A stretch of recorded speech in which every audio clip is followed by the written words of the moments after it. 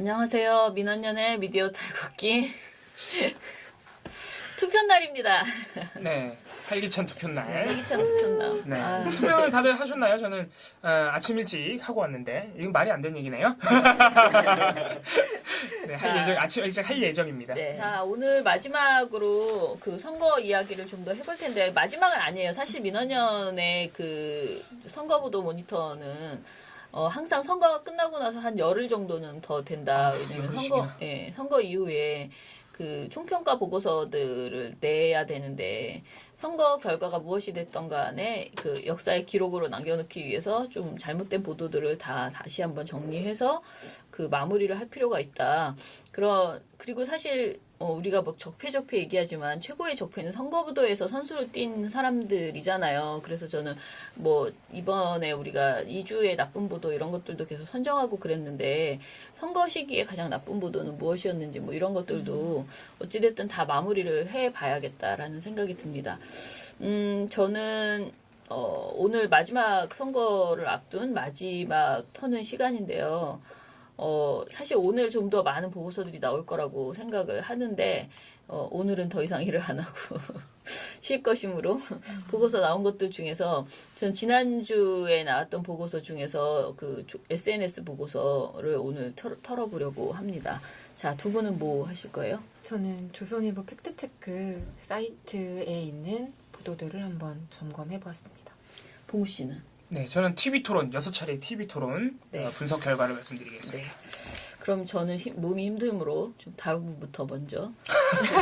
너무 지금 정신이 없습니다. 네. 네, 제가 먼저 하겠습니다. 네. 조선일보가 지금 홈페이지, 그러니까 아예 별도의 팩트체크 전용 사이트를 3월 24일 날 개설을 했어요. 근데 사실 대부분의 일간지들은 그 서울대학교 언론정보연구소가 그 운영하는 사이트에 함께 동참을 해서 그 보도를 공유하고 아니면 조금 더 신경 쓰는 매체 같은 경우는 자사 홈페이지에 관련 코너를 이제 개설을 해서 거기다가 기사들을 이제 모아주는 정도의 관심을 보였는데요. 조선일보는 아예 별도 사이트를 개설해서 거기에 팩트체크 보도들만 싹 모아서 보여주는 관심을 보였습니다. 근데 이 사이트가 제대로 운영이 되고 있나?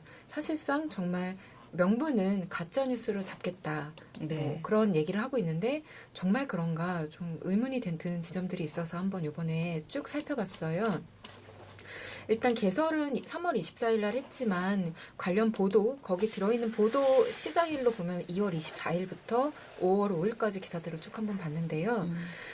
이 사이트에서 일단 제가 제일 먼저 본 건 어떤 후보의 가장 검증의 칼날을 열심히 들이댔는가였어요. 그래서 그걸 확인하기 위해선 일단 후보별로 보도량이 누가 제일 많았나, 그리고 누구 보도를 제일 먼저 시작을 했나, 또 바이라인 같은 것도 기자 명이 들어간 그런 기명 기사용 바이라인이 있고, 그 온라인 보도용이 보통 기자 이름 안 들어간 무슨 온라인 팀 막 이런 식으로 들어간 보도, 그 익명 바이라인 있죠.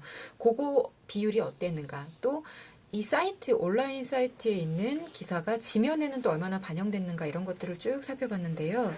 모든 면에 있어서 문재인 후보에게 관심이 집중돼 있었다. 보도량도 문재인 후보가 제일 많았고, 첫 보도 시기도 문재인 후보가 제일 일렀고, 기명 기사용 바이라인 사용 건수도 문재인 후보가 압도적으로 많았고, 거의 다른 2위가 안철수 후보였거든요. 안철수 후보가 6건이었는데 문재인 후보는 15건에서 익명이 아닌 기명 바이라인을 사용을 했고요. 지면 보도 그 반영 비율도 문재인 후보는 한 41% 정도 되는데 그 뒤를 잇는 홍준표나 안철수 후보는 18%, 14% 정도밖에 안 됩니다. 그러니까 압도적으로 관심을 기울였던 거예요. 근데 사실 이런 팩트체크라는 보도 형태에서 우리가 기대하는 건 그 사안이 진실이냐 진실이 아니냐라는 어떤 판단이잖아요. 그런 걸 대체 어느 정도 비율로 그게 그 판단이 나왔나 살펴봤는데요. 일단 조선일보는 이 사이트에서 사실 아님, 일부만 사실, 그리고 판정 보류와 말바꿈이라고 하는 5가지 판단 기준을 사용하고 있습니다. 근데 문재인 후보만 사실 아닌 판정이 가장 많아요. 예를 들면 사실 아닌 판정 문재인 후보는 10건이거든요. 그리고 사실은 6건, 일부만 사실이 3건이에요. 근데 홍준표 후보는 우리가 흔히 말하는 이번 대선을 앞두고 가장 많은 거짓말을 한 후보로 꼽히고 있는 홍준표 후보는 사실이 7건으로 가장 많아요. 야. 그리고 일부만 사실이 6건, 그리고 사실 아니면 4건밖에 안 됩니다. 헐? 안철수 대단하네. 후보도 사실이 5건으로 제일 많고요. 유승민도 사실과 일부만 사실이 각각 4건으로 많고 사실 아니면 2건밖에 안 돼요. 심상정 후보는 일단 사실 자체가 없고요. 어. 사실 아님 1건, 일부만 사실이 2건 이렇게 딱 3건만 팩트체크 보도를 내놨습니다. 근데 대체 어떻게 이런 보도가 나올 수 있는 건지 잘 이해가 안 되잖아요. 근데 정말 여러 가지 수법들이 사용이 됐어요. 한 6가지 정도 되는데요. 일단 이 조선일보 팩트체크 홈페이지에 이 사실과 사실 아님이라고 하는 것 판정 의미 자체를 가지고서 약간 장난을 쳐놓은 게 있어요. 예를 들면 조선일보는 A라는 후보의 발언이 사실일 경우에도 사실이라는 판정을 내리고요. 그러니까 A 뭐 예를 들면 문재인 후보 카테고리, 홍준표 후보 카테고리 이렇게 카테고리별로 관련 기사들을 쭉 정리를 해요. 근데 여기에서 문재인 후보 카테고리에 예를 들어서 문재인 후보가 뭐라고 얘기한 게 사실이어도 사실 판정이 나고 문재인 후보에 대해서 누가 제기한 의혹을 제기한 그 내용이 사실이어도 사실 판정이 나요. 그러면 이건 무슨 말이 되냐면 안철수 후보가 문재인 후보한테 어떤 공세를 폈어요. 근데 그 공세가 사실이야. 그래도 문재인 카테고리에선 사실로 분류가 된다는 의미예요. 아. 그러면 이건 약간 말이 안 되잖아요. 의혹도 사실이다. 그죠. 그러니까 의혹을 사실 판정 내릴 때의 기준은 의혹을 제기한 사람 기준으로 사실 판정을 내리기 때문에 이 경우에는 좀 말이 안 되는 거죠. 좀 억울할 수 있는 거죠. 특정 상황에서는. 내가 말한 거에 대해서 사실 판정 내리는 건 당연할 수도 있는데 이게 사실이라는 말에서 우리가 느끼는 감정은 진실도라는 의미로 받아들이잖아요. 근데 다른 후보가 의혹 제시한 게 사실이 많은 후보는 진실성이 오히려 떨어지는 후보인 거예요. 이해가 혹시 되시나요? 잘 안 돼요? 조금 그 얘기를 계속 해볼게요. 예를 들면 어떤 식으로 얘기를 하냐면 카테고리 배치를 할 때 카테고리 통계를 낼 때 문재인 후보가 안철수 후보한테 제기한 의혹을 검증한 기사랑 뭐라고 말해야 되나? 안철수 후보가 문재인 후보한테 제기한 의혹을 검증한 기사를 안철수 후보 카테고리에도 넣고 문재인 후보 카테고리에도 넣어요. 조선일보는 일단. 근데 여기에 대한 사실 판정을 내릴 때의 기준은 이게 문재인 후보가 받은 의혹 자체가 거짓 의혹일 경우 의혹을 제기한 사람 기준으로 만약에 사실 아닌 판정을 내린다고 하면 안철수 후보가 문재인 후보한테 뭐 문준영 씨 관련된 의혹을 막 제기했어요. 근데 그게 사실이 아니야. 그럼 사실 아닌 판정이 나오겠죠? 네. 사실 아닌 판정이 나오는데 그게 문재인 후보 카테고리에 똑같은 기사가 가서 사실 아닌 그대로 간다고요. 그래서 문재인 후보의 사실 아님이 그죠. 높다는 그래서 거죠. 문재인 후보의 사실 아닌 그 의혹이 그러니까 사실 아닌 통계가 하나가 더 카운팅이 된다는 의미예요. 근데 이게 뭐 다 이런 식으로 돌아가면서 하고 있기 때문에 일단 이 통계 자체가 엉망진창인 거예요. 이 의미가 없는 거예요. 사실 아님, 사실 뭐 일부만 사실 이런 통계가 가지는 의미가 이 말만 그러니까 기사를 하나씩 눌러서 그게 무슨 의미인지 누구에 대해서 사실이 아닌지 긴지를 확인하지 않으면 이 통계 자체에서는 아무 의미가 없는데 문제는 조선일보가 이걸 메인 화면에다가 그래프 같은 걸로 사실 몇 퍼센트, 사실 아닌 몇 퍼센트 야, 이렇게 그러면은 통계표를 이렇게 그려놔요. 거짓말쟁이로 만들어 버렸네. 그죠. 그 해당 후보 캐리커처 밑에다가 그런 표를 만들어 놓고서 메인 화면에 노출을 시켜놓고 가장 또 특이점은 문재인 후보가 1번 후보기 때문에 문재인 후보 것이 항상 노출이 돼 있어요. 메인 화면에. 그리고 그거는 개인 후보별로 들어가서 후보별 통계 페이지 들어가도 그런 식으로 노출이 된단 말이에요. 받아들였을 때 그러면 사람들이 문재인 후보가 제일 사실 아님이 높네? 확인해보니까 그렇죠. 이런 느낌을 받는다는 거죠. 이게 일단 1차적인 문제였고요. 또 하나는 발언 맥락을 지우고 일부 발언만 검증을 하는 방식을 뭐 TV조선이 그랬던 것처럼 똑같이 사용을 했어요. 뭐 홍준표 후보가 예전에 박근혜 전 대통령 수사한 검찰 특수본부장은 문재인 비서실장 시절 사정비서관 출신이다라고 의혹을 제기했잖아요. 근데 이거를 검증을 하면서 지금 조선일보는 잠시만요. 이 발언의 본질 자체는 일단 조선일보가 실제 말한 것처럼 문재인 민주당 전 대표의 눈치와 어떤 기대감 때문에 구속영장이 청구된 거다라는 주장인 거잖아요. 근데 이 발언의 맥락을 싹 걷어내고 그냥 문 후보가 노무현 정부 민정수석 비서실장으로 재임하던 시기에 이영렬 검찰 특수본부장이 청와대 사정비서관을 지낸 것은 맞는다라고 말하면서 이걸 사실 판정이에요. 그러면 마치 홍준표 후보가 제기한 이 의혹 자체가 타당한 것인 것처럼 보여지는 거죠. 일부만 사실도 아니고 이거 완전 사실 판정을 합니다. 또 홍준표, 성완종 참여정부서 2번이나 사면 사실은 이런 식으로 얘기를 하는데요. 요거에 대해서도 지금 조선일보는 똑같은 이유로 사실 판정을 내려요. 왜냐면 그때 사면이 이루어지긴 이루어졌으니까 이런 식으로 맥락을 그냥 싹 지우는 거예요. 또 하나는 아예 굉장히 부실한 근거로 사실 판정을 내리는 경우들이 있는데요. 대표적인 게 홍준표 노 대통령이 간첩단 수사 국정원장 사퇴 문의 수사 축소 위키리스크에 나와 1심의 간첩단 사건 얘기를 하는 거죠.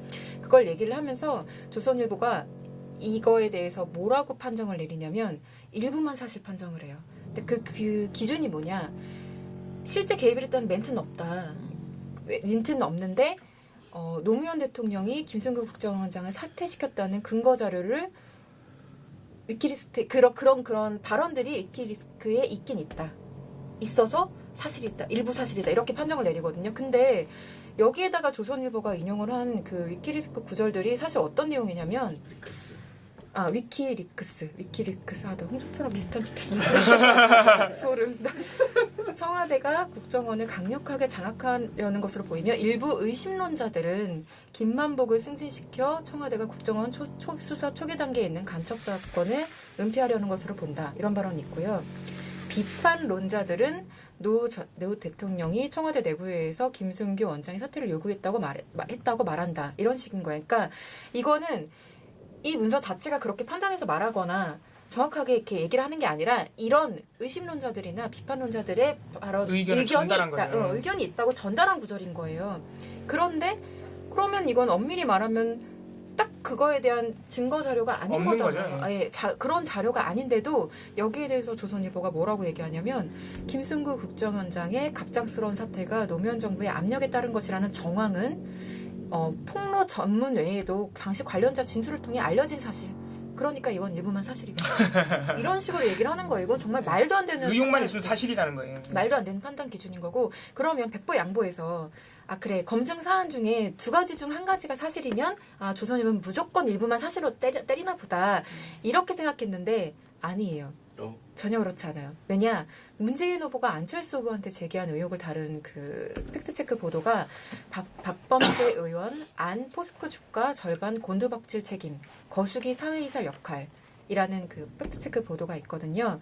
근데 이거는 이제 안철수 후보가 이사회 의장 재직 중에 부실기업 삼진지오텍 인수가 이루어진 건 맞지만 자, 하나는 맞다고 했어요. 이를 토대로 안 후보가 포스코 주가 폭락에 책임이 있다라고 주장할 자격이 있다라고 결론 내릴 수 없기 때문에 이건 판정 보류다. 조선일보는 이건 판정 보류를 내려요. 하나는 맞는데 하나는 잘 모르겠다는 이유로 일부만 사실이 아니라 그냥 판정을 못하겠다고 판정 보류를 해서 이걸 문재인 카테고리에다 분류를 해놔요. 나눠야지.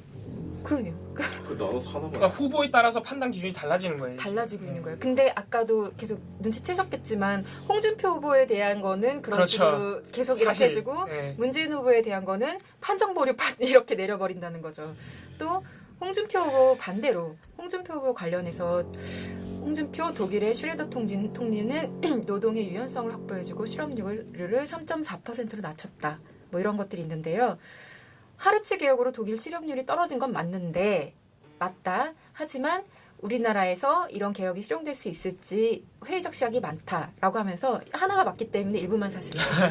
그러니까 이런 것들이 정말 너무 많은 거예요. 그러면 당연히 홍준표 후보는 사실 아닌 판정이 아니라 일부만 사실 판정이 위로 엄청 올라가는 많구나. 거예요. 네, 올라가는 거예요. 이런 식으로 통계 장난을 하는 게 있고 또 하나는 애초에 제기한 의혹들 자체가 검증하는 의미가 있는 것들이 있나? 그러니까 핫한 의혹들 왜 그 시기에 사람들이 요구하는 그런 의혹 궁금해하는 것들. 그런 팩트 체크를 하고 있는지 좀 궁금한 게 안철수 후보 관련해서 제일 핫한 이슈가 뭘까요? 김미경 교수. 그게 없어요. 야 너무했다 그거는. 그게 그건 없어요. 너무했다. 네. 근데 문재인 후보에 대한 거는 너무 많아서 그냥 여태까지 나온 모든 의혹들을 다 총망라했다. 그냥 요거 팩트체크 리스트만 나열해도 문재인 후보한테 이번 대선에 무슨 의혹이 있었는지 다 한 번에 복습이 될 수 있을 정도로 다 했어요. 시시콜콜 아들 책 뭐 그런 것뿐만 아니라 뭐 노무현 사돈 음주운전 다 나왔어요.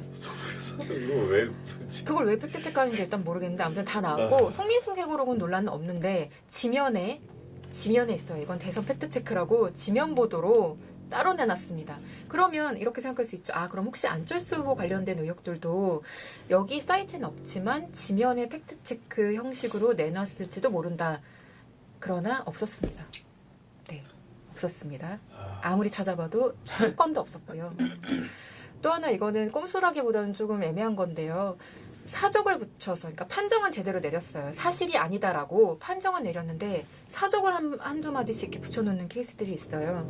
대표적인 게 홍준표 진위 개수 노정부 때 최고로 나빴다라는 그 발언에 대한 팩트체크 보도인데요. 이거는 말 자체는 일단 틀린 거죠. 따라서 사실 아닌 판정을 내려요. 사이트에다가는. 근데 이 사실 아닌 판정에 대한 총평에서 뭐라고 얘기를 하느냐. 두 후보의 말은 어느 쪽도 완전히 틀렸다고 하긴 어렵다. 자기들에게 유리한 쪽으로 해석했다. 그러나 노무현 정부 때 진지 개수가 가장 높았다는 건 사실이 아니다. 이런 식으로 얘기를 해주는 거예요. 그리고 이게 더 큰 문제는 이런 기사가 지면으로 옮겨오게 되면은 지금 온라인 보도상에서는 그 옆에 계기판처럼 돼 있고 사실 아니면 이게 이미지로 들어가 있어요. 그래서 그나마 이게 사실 아닌 판정을 받았구나. 조선일보가 결과적으로는 팩트체크한 내용은 뭐구나라고 시각적으로 오는 이미지가 있는데 지면으로 가면 이 이미지가 빠지고 딱 이 발언이 가는 거예요. 두 후보의 말은 어느 쪽도 완전히 틀렸다고 하기는 어렵다. 이런 식으로. 그게 지면으로 올 때 그런 효과들이 있는데 이걸 아마도 저는 의식했다고 생각합니다. 사실상. 네네. 그래서 이런 소소한 꼼수들을 부려서 팩트체크 사이트를 운영했는데 그러면 저는 이거는 사실 유권자들을 위한 어떤 정보를 좋은 선거 선택을 할 수 있도록 그 정보를 제공해주는 사이트가 아니라 이거는 그러면은 사실상 또 다른 형태의 선거 개입 도구로 그렇죠. 이미지 공작을 하고 있는 도구로 이용을 하는 거죠. 별도의 사이트를 만들어서. 그래서 이런 식으로 운영하시면 안 된다.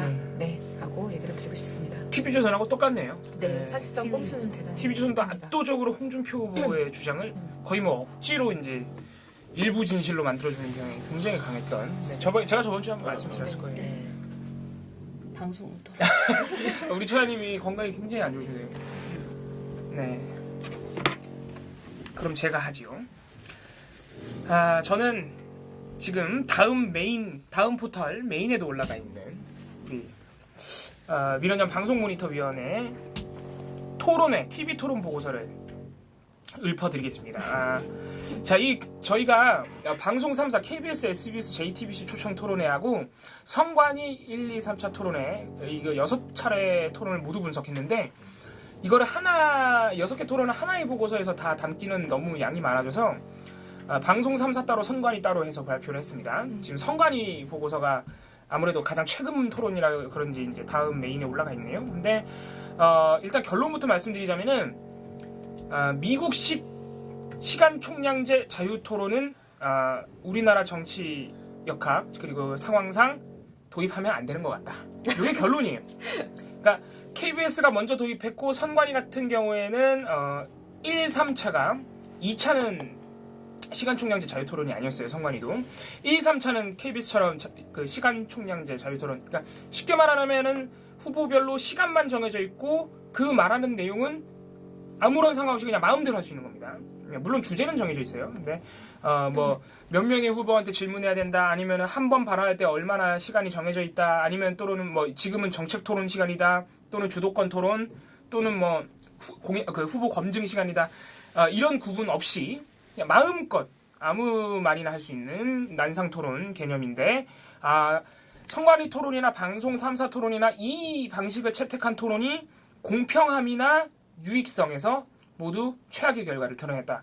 이렇게 일단 결과를 말씀드릴 수 있겠습니다. 그래서 먼저 방송 3사 토론부터 말씀드릴게요. 그래서 구체적인 토론의 포맷, 토론의 방식이 어떤 차이가 있냐면은 일단 KBS부터 말씀드리면 KBS는 또 유일하게 또 미국처럼 한다고 스탠딩 토론을 또 했죠. 네. 후보들에게 고통만을 네. 홍준표 후보가 아주 불만을 드러냈던. 네.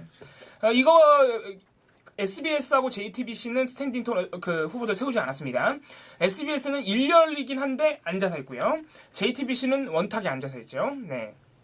그리고 이 정책 토론 이게 이제 정책 토론하고 정책 토론이 아닌 부분이 있잖아요. 그래서 정책 토론을 보면은 KBS는 그러니까 주제 자체는 정책 토론이었어요.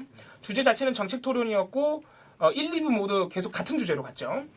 KBS는 그래서 정책 토론의 방식이 어떻게 되냐면은 후보당 9분의 시간을 줬습니다. 9분의 시간을 배정하고 시간 총량제 자유 토론 이외에 어떤 규칙도 없어요.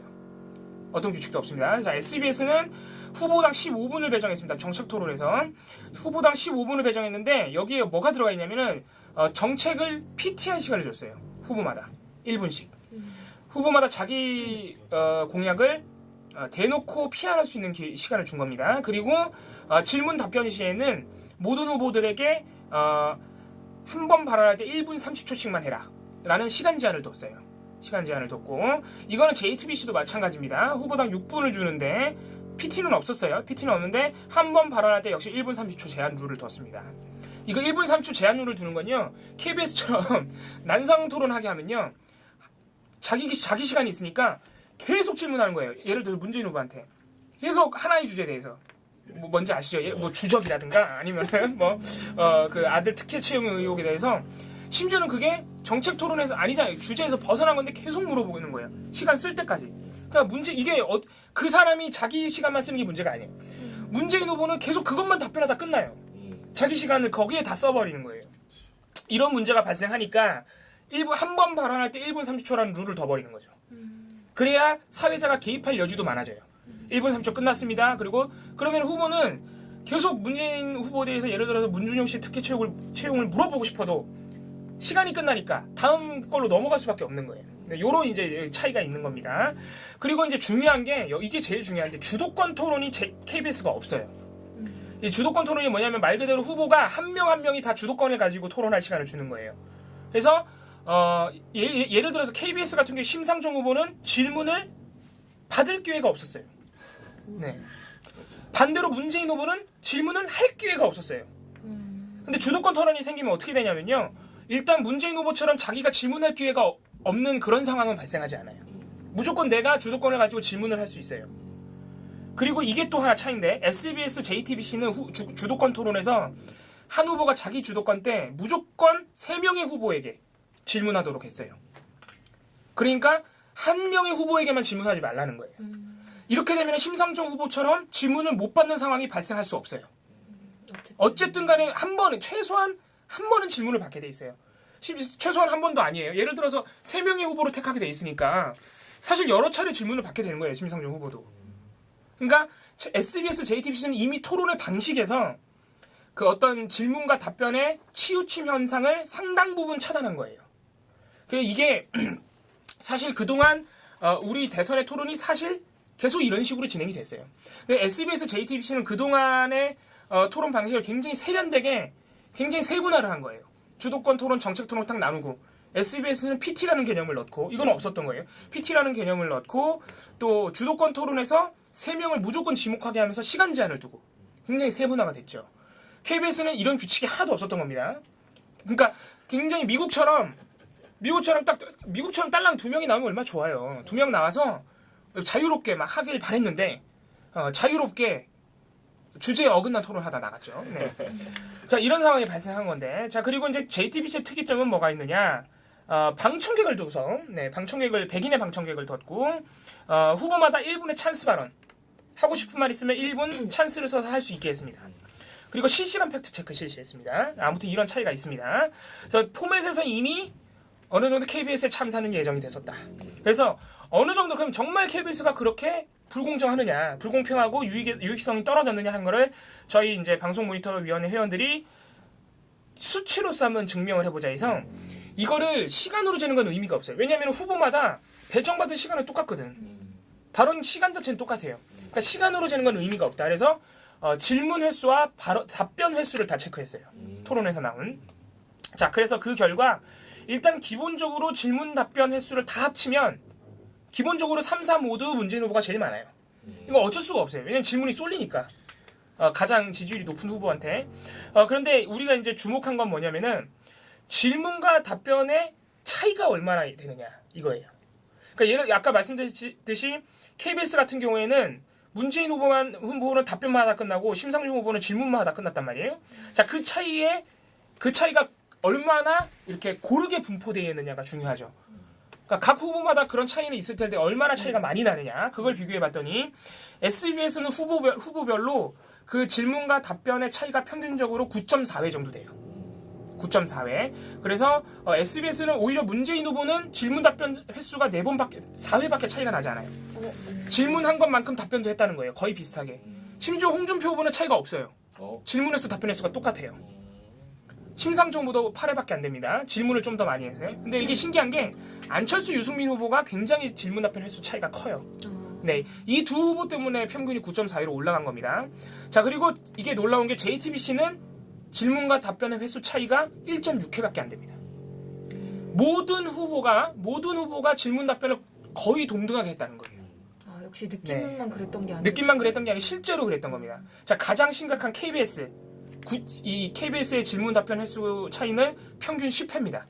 SBS보다 좀 더 높죠. 근데 제가 아까 말씀드렸듯이 SBS는 그 질문 답변 횟수의 차이가 다 안철수, 유승민 두 후보한테서 나왔어요. 나머지 후보는 그렇게 차이가 크지 않은데 KBS는 모든 후보가 다 10회 정도 돼요. 모든 후보가. 문재인 후보는 답변이 14회 많았고 심상정 후보는 질문만 10회가 많았는데 이 10회가 다 질문이에요. 답변이 빵이라는 거죠. 안철수 후보도 11회, 유승민 후보도 11회. 전부 질문 답변의 차이가 너무 컸던 거예요. 운영이 엉망진창이었네요. 네. 자, 그러면은 생각이 드는 게 SBS도 토론 방식 자체는 괜찮았는데 어쨌든 SBS도 특정 후보에서 질문 답변 횟수 차이가 너무 컸단 말이죠. 그러면은 도대체 KBS하고 SBS가 왜 이렇게 비슷한 수준이 나왔을까? JTBC만 1.6회로 굉장히 고르게 분포가 돼 있고, 자, 그 차이가 어디서 왔느냐 해서 우리가 찾아본 건 이제 사회자의 역할입니다. 자, 사회자가 얼마나 토론에 개입을 했느냐. 그거를 저희가 또 사회자의 개입 발언 횟수를 체크해봤죠. 그래서 봤더니 JTBC는 무려 27회나 개입을 했습니다. 그리고 SBS도 9번, KBS가 10번. 그러니까 SBS나 KBS나 너무 사회자가 개입을 안 한 거예요. 그러니까 SBS도 특정 후보한테서 안철수, 유승민 후보가 계속 질문 답변 어떤 질문의 평양성이 계속 발언을 많이 하는 상황이 나오고 있는데 사회자가 제지를 안 한 거죠.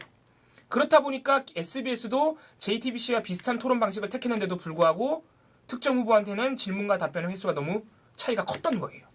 그래서 그러면 혹시 개입을 어떤 후보 말할 땐 개입을 하고 어떤 후보 할 땐 개입 안 하고 그런 차이? 그렇죠. 그런 차이가 발생해요. 예를 들어서 안철수 후보가 계속해서 문재인 후보한테 질문을 할 때 SBS 사회자가 너무 개입을 안 한 거예요. 네, 이런 상황이 발생을 한 겁니다. 그래서 KBS하고 SBS에 비해서 JTBC는 27회로 상당히 많이 개입을 했는데 이거는 사실 저희가 손석희 앵커였는데 손석희 앵커의 개입 발언은 체크를 못한 것도 많아요. 왜냐면은 예를 들어서 1부 시작할 때 또는 1부 끝나고 2부로 넘어갈 때 손석희 앵커 계속 말을 하는 거예요. 그러니까 쉽게 말하면 제발 주제에 어긋난 질문 하지 마십시오. 자, 지금부터는 무슨 주제를 할 텐데 주제에 벗어난 말씀하시면 안 됩니다. 저희가 이런 건 체크를 안 했어요. 그러니까 질문과 답변 공방이 오가는 상황에서 개입한 것만 센 거거든요. 그러니까 JTBC는 사실 손석희 앵커가 끊임없이 개입을 한 거예요. 계속해서 후보들에게 주제에 어긋난 발언 하지 말라고 끊임없이 주지를 시킨 거죠. 근데 KBS, SBS는 그런 게 거의가 아니고 정말 없었어요. 너무 없었던 거예요. 그런 차이가 있어서 아마 질문과 답변에 어떤 그 불균등함이 발생했다 이렇게 볼 수 있겠습니다. 그리고 또 하나 저희가 주요하게 체크한 게 사실 이게 굉장히 심각한데 주제 이탈 질문의 횟수를 체크했어요. 각 후보들이 주제에 이탈된 질문을 얼마나 하느냐 요거로 또 체크를 해봤는데 JTBC는 이게 전체 질문, 그러니까 모든 후보들의 전체 질문 수가 이제 133개인데 이 중에 4개밖에 안 돼요. 4개밖에 안 돼요. 그래서 비율로 따지면 3%밖에 안 나왔습니다. 자, SBS는 14% 정도 질문에서 벗어난 질문이 주제에서 벗어난 질문이 나왔고 KBS가 무려 이건 아마 보신 분들은 알 텐데 31.7%나 돼요. 아, 모든 후보들이 질문 3개 중에 하나는 다 주제에서 벗어난 걸 했다는 거예요. 그러니까 얼마나 우리 시청자들이 느꼈던 거 KBS 토론이 이상하다는 점은 수치로도 사실 증명을 할 수가 있었다. 이렇게 보시면 되겠고, 그래서 과연 그러면은 주제 이탈 질문을 가장 많이 한 후보는 누구냐? 누굴 것 같으세요? 홍준표. 네, 홍준표 후보입니다. 홍준표 후보가 KBS에서 총 9번의 질문을 하셨는데 이 중에 7개가 주제에서 벗어난 질문이었습니다. 그래서 SBS에서도 총 27개의 질문을 하셨는데 11개가 한 절반 정도가 주제에서 벗어난 거였고, 아무튼 그렇습니다. 홍준표 후보는 심지어 JTBC에서 제가 4번 나왔다고 그랬잖아요. 주제 이탈 질문이. 이 4번이 다 홍준표 후보 거예요. 혼자서 그래도 많이 억압되셨네요. 네, 많이 억압되셨죠. 그래도 17번 중에 4번이니까 많이 억압되셨어요. 네. 아마 기억나요? JTBC에서 홍준표 후보가 이상한 얘기했던 거 아마 다들 기억하실 겁니다. 네. 아무튼 그런 상황이 있었습니다. 그리고 저희가 이제 선관위 토론도 이런 식으로 비슷한 잣대로 저희가 체크를 해봤는데, 선관위 토론은 재밌는 게 2차만 굉장히 이런 수치들이 괜찮아요. 1, 2, 3차 중에. 그 이유가 뭐냐면 1, 3차는 KBS랑 상당히 유사한 방식을 채택을 했어요. 일단 1, 3차가 스탠딩이에요. 네, 일단 스탠딩이고 그리고 역시 방식이 시간 총량제 자유 토론을 선택을 했습니다. 그런데 시간 총량제 자유 토론을 시간 배분한 것도 각 후보에게 18분씩, 이것도 KBS랑 상당히 비슷하고, 근데 KBS랑 다른 점이 있다면 공통 질문은 있었어요. 그러니까 사회자가 각 모든 후보에게 던지는 공통 질문에 대해서는 일단 답변을 하고 자유 토론이 시작되는 거예요. 근데 뭐 이러거나 저러거나 KBS랑 똑같은 거죠. 자, 2차 토론은 이런 방식을 채택하지 않았습니다. 그래서 정책 발표를 먼저 3분을 하게 하고, 왜냐면은 1, 2, 3차는 기본적으로 다 정책 토론이었어요. 그리고 정책 발표를 3분 하게 하니까 이거는 약간 SBS를 따온 거죠. 정책 PT 하는 시간. 그리고 이 두 번째는 각 후보에게 1대1 자유 토론을 각 2분씩 모든 후보에게 하게 했어요. 이렇게 되면 역시나 어떤 후보는 질문만 하다 가거나 답변만 하고 가는 상황이 없어지죠. 그래서 이 2차 토론 같은 경우에는 이 전체 발언 횟수의 어떤 후보들의 발언 횟수의 분포가 굉장히 골라요. 그러니까 횟수가 비슷해요, 다. 그래서 저희가 이 선관위 토론 같은 경우에는 전체 발언 횟수의 총합, 그러니까 질문 답변 횟수의 총합이 후보별로 얼마나 다르냐, 이 편차들도 저희가 체크를 해봤는데, 2차 같은 경우에는 가장 발언 횟수가 많은 후보와 가장 발언 횟수가 적은 후보의 차이가 평균적으로 7.1회밖에 안 돼요. 7.1회. 그러니까 별 차이가 안 난다는 거예요. 예를 들어서 문재인 후보의 총 발언 횟수가 47, 홍준표 51, 안철수 48, 심상정 39, 유승민 38. 별 차이 안 나죠? 그러니까 가장 많은 후보와 가장 적은 후보의 발언 횟수 차이가 7회밖에 안 나요. 근데 3차 같은 경우에는 이 차이가 27회예요. 가장 말을 많이 한 홍준표 후보가 무려 81회나 발언을 했는데 가장 적게 발언한 심상정 후보 27회밖에 안 돼요. 저희가 이 편차를 평균으로 냈으니까 27회밖에 안 나오는 거지, 홍준표 후보와 심상정 후보의 발언 횟수 차이는 거의 한 60회 정도가 나오는 거예요. 발언 횟수 차이가 60회요? 네. 홍준표 후보가 60번이나 말을 많이 했다는 거예요. 이게 시간 총량제 자유 토론을 하면 이런 상황이 발생을 하는 거예요. 그러니까 이게 사실 미국처럼 2명의 후보가 나와서 하면요, 이런 게 발생을 안 하죠. 근데 우리는 5명이나 나왔잖아요. 5명이나 나왔는데 시간 총량제 자유 토론을 도입해버리면 이런 상황이 발생하는 거예요. 근데 재밌는 게 똑같은 방식을 채택한 1차 토론은요, 또 이 차이가 9.4회밖에 안 돼요. 자, 이 차이는 또 이게 궁금하잖아요. 왜 이렇게 차이가 나지? 저희가 그래서 또 이렇게 체크를 해본 게 역시나 사회자의 개입. 자, 1차 토론은 3차랑 똑같이 시간 총량제 자유 토론을 도입했는데 사회자가 무려 39번이나 개입을 했어요. 굉장히 열심히 개입하셨다는 거죠.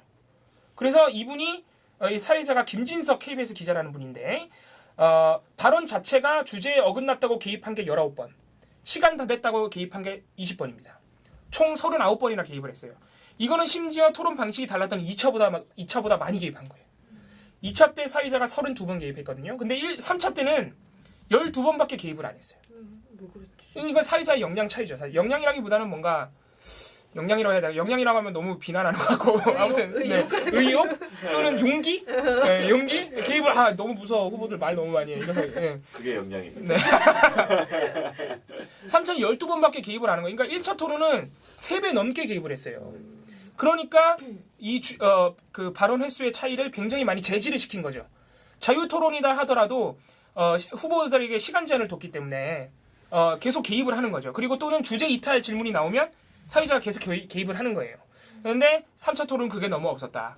그래서 후보별로 발언의 그 공평함이 굉장히 떨어졌다. 그래서 이 차이는 역시 그 주제 이탈 질문에 이것도 저희가 이거 약간 설명을 못한 부분인데 사회자가 그렇게 개입을 했는데도 1차 토론에서는 주제 이탈 질문이 무려 51.8%나 돼요.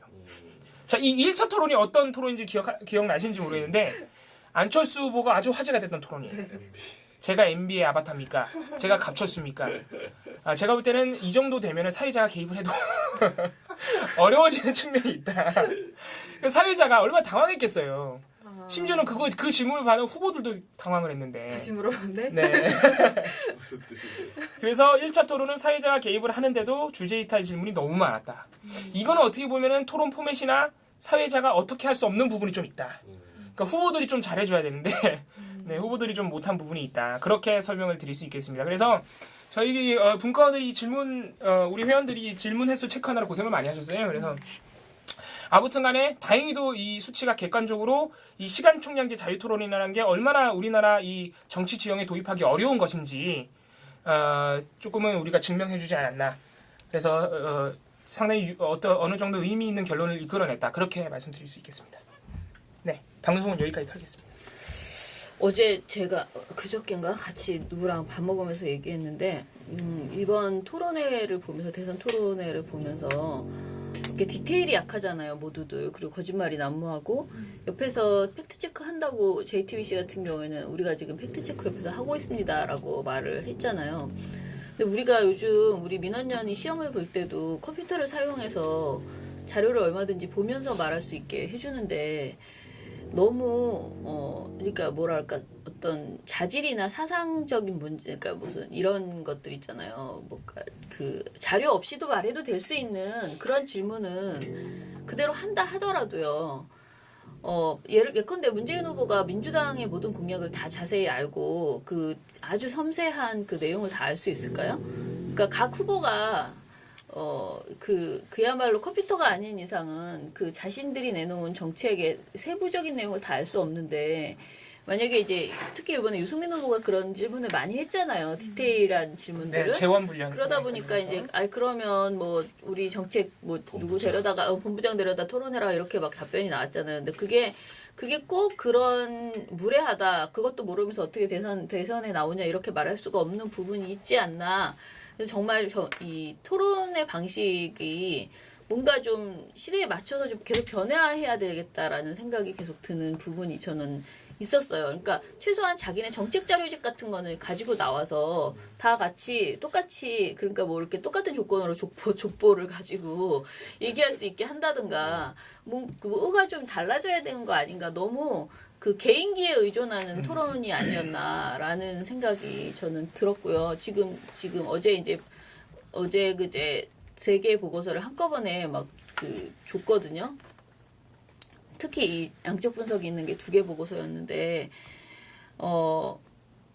사실은 어떻게 막 말을 해도 소용없는 게 똑같은 시간을 줬어. 똑같은 시간을 준 건 사람이잖아요. 그런데 그 시간 안에서 자기들끼리 지지고 복구하면서 어떤 사람은 알차게 홍준표는 엄청나게 많은 시간을 그러니까 엄청나게 많은 개입을 한 거고 홍준표 후보는 심상정 후보는 또 굉장히 그러니까 적게 답변 기회를 편차를 준 거고 그러나 그럼에도 불구하고 이번 여러 번의 토론에서 심상정 후보가 토론에서 힘을 발휘한 건 또 사실이잖아요. 네, 지지율이 많이 올라갔어요. 네. 네. 그러니까 여러 가지 측면에서 토론에 유리한 후보가 있고 불리한 후보가 있는 것은 항상 사실인데 그 갭차를 어떻게 해서든 줄이면서 그렇다고 해서 막 모두 컨닝을 하게 하고 모두 뭐 인터넷 검색이 되게 하는 조건에서 토론하는 건 적절치 않겠지만은 어느 정도는 그 개인 너무나 그 외워서 할 수 있는 이런 토론 준비만 그런 사람, 그러니까 좀 더 잘 외워서 잘 할 수 있는 것만이 능사가 아닌 그런 토론으로 좀 바뀌어야 되는, 좀 더 보완해야 되는 거 아닐까 싶고, 지금 말씀하신 것처럼 미국식 그 둘이서 뭐 거의 둘이서 하면 거의 동등하게 될 수 있는 그 시간 무슨 자유 총량제 거의 택시 그 미터 요금 꺾는 것 같은 그런 느낌의 그거는 아닌 것 같다. 라는 생각. 그래서 참 어렵다. 대선 토론이 다시는 돌아오지 않는 상황이고, 그때그때 그 어떤 후보자들의 그 구도도 항상 달라지잖아요. 항상 미리 알 수 없고. 그러니까 굉장히 어떻게 보면 이거야말로 학자들이 굉장히 많이 연구를 미리미리 연구를 놔야 되는 부분이 아닌가. 그래서 선거 구도가 확정되면은 이번에는 이런 식으로 가야 된다라는 식의 그런 제안들이 빨리빨리 되고, 선관위에서도 그렇고 방송사에서도 그렇고 좀 더 지금 이번에는 5명의 후보들이 이제 그 나와서 토론하는 상태였고, 이 상태에서 어떻게 하는 것이 가장 좋을까에 대해서 좀 더 많이 고민했었어야 된다라는 그런 아쉬운 점이 이번에도 있지 않았나, 그런 생각이 듭니다. 저는 사실 토론을 보면서 제일 원했던 게 팩트 체크가 조금 더 빨리. 그쵸. 그러니까 왜 그런 거 있잖아요.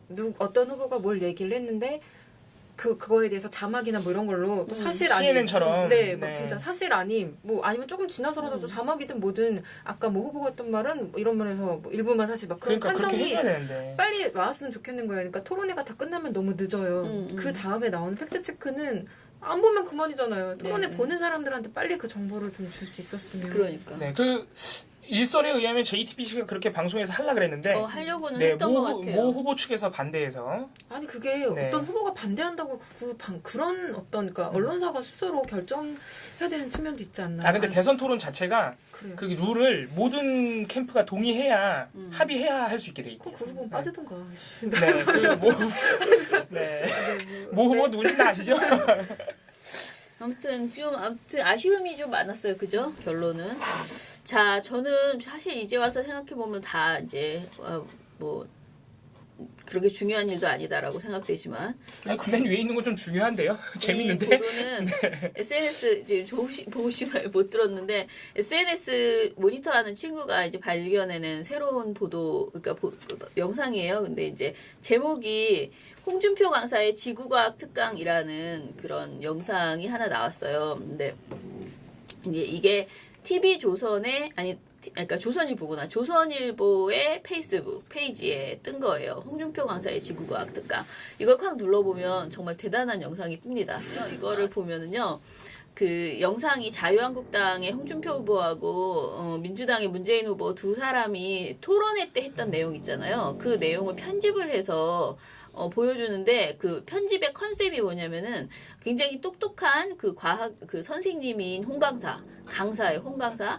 그리고 굉장히 말귀를 못 알아듣는 그 학생인 문재인, 수강생 문재인, 이렇게 둘로 나옵니다. 그래서 따끔한 훈계를 잊지 않는 홍강사가, 이게 제가 지금 말한 게 자막이에요. 따끔한 훈계를 잊지 않는 홍강사가 등장을 합니다. 야, 이거 내용이 심각하다. 뭐냐면은 녹조 이야기 있잖아요. 저번 토론회 때 나온 거. 녹조가 왜 발생하는지 아십니까? 뭐 이런 소리 하면서 했던 거. 근데 여기서 홍준표 후보가 5월 2일 토론회에서 녹조 현상이 4대강 사업하고 무관하다라고 하면서 낙동강의 녹조는 낙동강에 방류된 폐수에 들어있던 질소와 인, 그리고 고온다습한 기후가 만나서 생기는 것일 뿐이다. 그러니까 4대강하고 아무 상관이 없다라고 이야기를 주장을 했거든요. 그래서 그 근거로 소양댐은 4대강과 마찬가지로 200일 넘게 물이 고여있지만 녹조가 없다 라면서 낙동강의 녹조는 질소와 인 때문이다라고 주장을 한 적이 있습니다. 그런데 이것에 대해서 이제 저희가 먼저 얘기를 하면 사실과 다르다. 그래서 녹조는 4대강 사업 전이었던 2012년 28건이었고 4대강 사업 후인 2015년에는 94건까지 증가를 했고 4대강 전후로 녹조 발생량의 증가세가 이렇게 확연하지만 그 오염물질인 질소와 인의 양은 오히려 줄어들었다는 것이에요. 그래서 녹조 발생이 증가한 것에 다른 원인이 있다는 그러니까 4대강이 원인이다라고 볼 볼 수밖에 없다라는. 많은 전문가들이 네. 인정하고 있는 거예요. 네네. 보 때문에 그렇다고. 그리고 4대강은 소양댐과 달리 오염물질이 풍부해서 녹조가 생길 조건을 갖췄던 것은 사실이지만 4대강으로 인해서 강물의 체류 시간이 길어지지 않았다면 녹조는 생기지 않았을 것이다 라는 것이 이제 전문가의 주장입니다. 그러니까 전문가들은 한마디로 오염물질, 더운 기후, 물의 체류 시간 이 세 가지 조건이 동시에 갖춰져야지만 녹조가 발생한다. 그렇게 이야기를 하고 있죠. 그런데 이 영상에서 뭐라고 하냐면요. 먼저 후보한테 물어보죠. 문재인 후보한테, 수강생한테. 그래서 녹조가 왜 생기는지.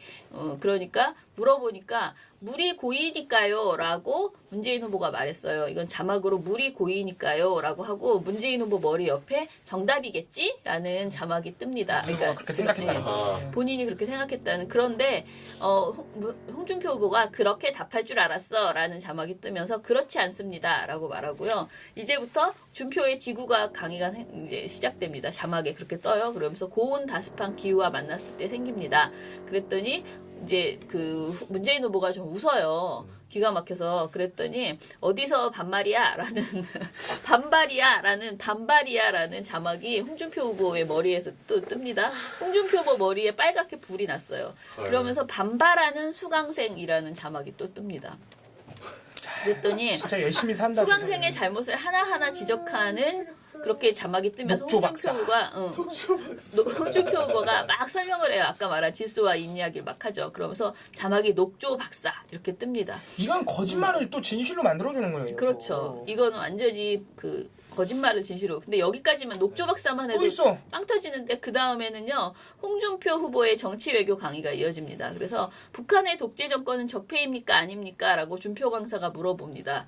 문재인 후보에게. 그랬더니 문재인 후보가 적폐입니다라고 말하거든요. 그랬더니 그 적폐입니다라고 말하니까 그 위에 자막으로 주입식 교육의 결과라고 나옵니다. 무슨 누가 뭘 주입했다. 그러니까 홍준표 후보가 계속 적폐라고 주입했다는 가르쳐 줬다는 거예요. 원래는 문 후보는 적폐라고 생각 안 하는데. 그랬더니 그 다음 자막이 더 웃겨. 내가 하나하나 가르쳐 줘야겠니? 라는 그런 진짜 자막이 이건 뜨면서 야, 이건 진짜 정신 나갔다. 네. 비하인데 비하. 네, 이건 정신 나간 거예요. 이거는 그냥 문재인 후보에 대한 노골적인 비하거든요. 그래서 세상에. 굉장히 황당한 이런 정말 가짜 뉴스죠. 진정한 가짜 뉴스죠. 근데 이거를 가지고 제가 이제 궁금했던 건 이거 누가 만들었을까? 맨 처음에는 당연히 조선일보가 만들었다고는 생각 안 하고 인터넷 그 네티즌들이 만들었다고 생각한 거예요. 그런데 이걸 보니까 맨 마지막에 비디오 C 하면서 조선 미디어라는 자막이 뜨고요. 그 다음에 편집 현민지 기자 이렇게 뜹니다. 야, 바이라인까지 달았어? 네네. 야 장난. 재밌나 봐. 정말 부끄러워요. 그리고 이 영상을 올려놓고 그 페이북 직위는 첫 번째 댓글을 자기가 달아요. 그래서 한 줄 요약 허허허라고 댓글을 달아놨습니다. 그래서 정말 뻔뻔스러운 그런 이런 행동. 아니 저는 후보들에 대해서 또는 대통령에 대해서 네. 이렇게 풍자나 이런 비판이 충분히 가능하다고 생각하는데 이거는 지금 홍준표 후보가 거짓말을 했는데 사실을 말하는 것처럼 그러니까요. 완전히 사실관계를 왜곡시켜놓은 거기 굉장히 부적절하고 그 말이 안 되는 게 진짜 네. 녹조 박사가 아니고 거짓말이잖아요. 거짓말을 했단 말이죠. 네, 무식한 짓을 한 건데 그런데 더 웃긴 건요. 이런 기사가 또 있었다는 거예요. 조선일보 기사예요. 홍준표 4대강 공격에 따옴표 치고 녹조가 왜 생기는지도 모르고 따옴표 닫고 전문 지식 뽐내예요. 그래서 한마디로 홍준표의 녹조 발언은 전문적인 내용이라는 이런 기사를 이건 진짜 조선일보가 내놨어요. 너무한다 진짜. 이 기사를 보면은 홍 후보는 특히 4대강 녹조 문제와 관련해서 전문적인 지식을 유감없이 드러냈다. 소양강 댐의 연중 저수 기간, 녹조가 발생하는 원리 등 전문적인 내용을 언급하며 문재인 후보를 조목조목 공박했다. 그리고 전문적이 또 나오는데요. 홍 후보가 이처럼 녹조 문제와 관련해 전문적인 지식으로 문 후보를 반박한 것은 녹조 현상이 자주 발생하는 낙동강 유역이 포함된 경남 도지사를 지낸 경험 때문으로 분석된다. 이렇게 이렇게 기사 쓰신 분이 중학생인가요? 왜 이렇게 야, 그래서 진짜 너무한다. 이렇게 전문적인이라는 말을 전문 지식을 엄청 강조하는 이런 보도를 조선일보가 어떻게 내놨습니다. 이런 기사를 내냐. 아무튼 조선일보는 이번에 그 종이신문도 물론 사설 칼럼이나 이런 것도 잘못했지만 지금 우리가 말한 조선닷컴의 페이스북 그러니까 저기 팩트체크하고 그다음에 이런 식의 기사들 그리고 SNS까지 포함해서 진짜 아주 그 문재인 대통령 저지를 위해서 정말 선수로 뛰었다라고 딱 얘기를 해도 될 정도예요. 특히 이 영상을 만든 거는 이거는 뭐 어떻게 대응을 좀 진짜 누가 걸어야 돼요. 왜냐면 이 정도의 영상은 만약에 사람들이 네티즌이 만약에 올려놨어도요. 사실은 누군가가 예. 이거 내려달라고 했어요. 그런 영상을 지금 조선일보 페이스북에 올려놨다는 이런 황당한 일이 있었다는 거예요. 심각해. 이러니까 언론이 아니라는 소리를 듣는 겁니다. 자, 여러분 이제 선거를 예. 기분 좋은 선거는 아닌데 이걸 보니까 화가 나네요. 파워. 조선일보가 원하는 후보가 누구다? 네. 누굴 원하지 않는다? 자, 여러분 조선일보는 누굴 찍었는지 아시겠죠? 조선일보가 찍는 후보가 되면 네. 어떻게 된다? 뭐 이러고. 녹조가 생기는 겁니다. 자, 그러면은 이것으로 저희 대선 미디어 감시연대가 열심히 준비한 선거 전날까지의 선거 보도는 이것으로 마무리하고요. 자, 그러나 우리가 좀 더 종합적인 정리를 해서 이후에도 계속 선거 보도가 얼마나 개판이었는지 한번 정리를 네, 해보겠습니다. 아마 내일부터 이 미디어 탈곡기에서도 네. 한 일주일간은 아마 선거 보도 또는 선거 방송 얘기하게 될 것 네, 같아요. 네.